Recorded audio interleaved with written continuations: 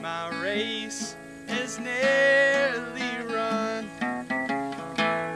My longest trials now have passed. My triumph has begun. Oh, come, angel band, come and around me stand.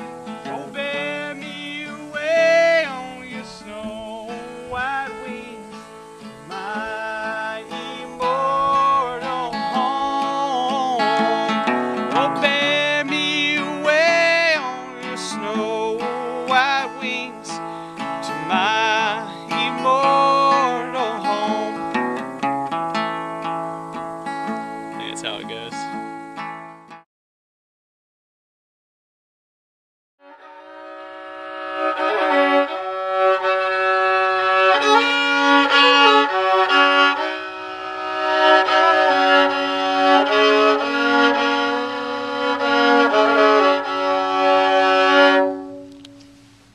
I think it's pretty ridiculous. I'm going to take all my instruments. Yeah. Yeah, it's a lot of stuff. Yeah, it's a lot to show up. The violin, acoustic, banjo. I'm thinking about taking the electric and the amp. Nah, I don't think so. Then Well, what else you packing? I've got my bag of books here. I've got 1984, Guns, Germs, and Steel, Walker Percy, John Hodgman. My roommate Will, while I was in Russia, got this book because he knew I love John Hodgman and got it signed for me. It's pretty awesome. Will signed it to Harrison Ford, A Slav Indeed, Will Melton. I got a commentary on Romans, Deadwood, the complete series. I've got about 2 or 3 bags worth of clothes. Yeah, it's a lot of stuff, man. Yeah, it's pretty hard to fit home in the 4 bags.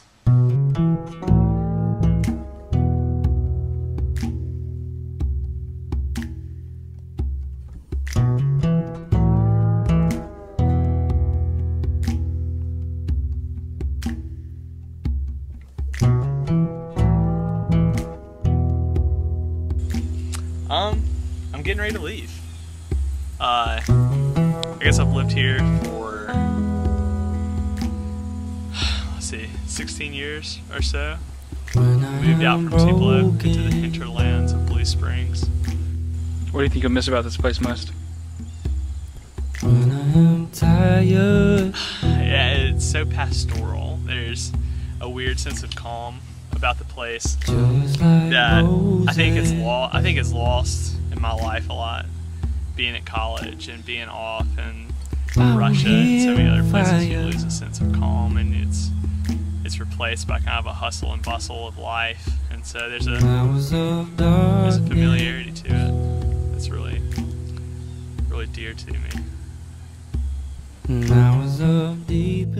So we've always had an assortment of animals at our house: ducks, dogs, chickens, horses, and we had one solitary bull. Well, one time my dad comes out here and he sees the bull standing in the lake. He's like, that's strange, walks away. Comes back a couple of hours and the bull's still there. And he's like, oh, well, maybe it's stuck, needs a little help getting out. So he puts a rope around its neck and tries to pull it out, and it doesn't budge. My dad gets the bright idea to tie the rope to our truck and then gives it a little too much gas and pops the bull's neck and kills it. And if that isn't bad enough, to make matters worse, he goes and buries it kind of in our pet cemetery, and when he's digging the hole, he doesn't dig it deep enough, and so the bull's legs are actually sticking out above the ground. And so, like, I walk out of our house and look down in the woods, and my dad is beating the cow's legs, like breaking them so that they'll fit down in the grave. And that's kind of the absurdity that we live in here.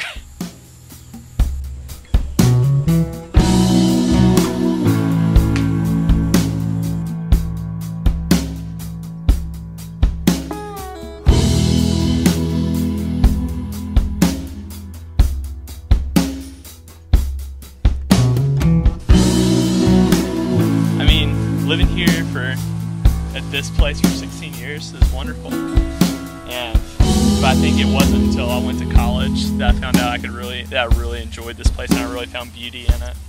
And so I think that it's time for me to step out. It's time to move on.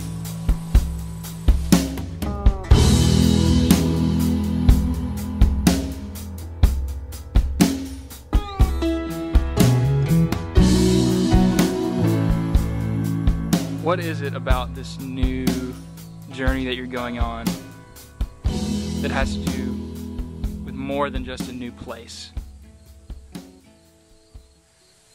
I'm moving into a different point in life, a different station in life. Oxford, Ole Miss, that was very familiar to me. Although I was there for relatively a short period of time, only 4 years, that became very much home to me. That group of friends were very much my family away from family. And so you kind of began to see how that became static. I just existed there, and I enjoyed it, and I loved it, and I relished it. But at the same time, I began to really see my senior year that it was time for change. It was time to move. Also, moving out from my own. I'm not under my parents anymore. I'm moving away from all my closest friends. So I'm having to really find myself in a totally different just position in life. I'm no longer a student. I'm no longer simply a child. You know, I'm kind of defining who I am as a person, or rather, finding out who I am.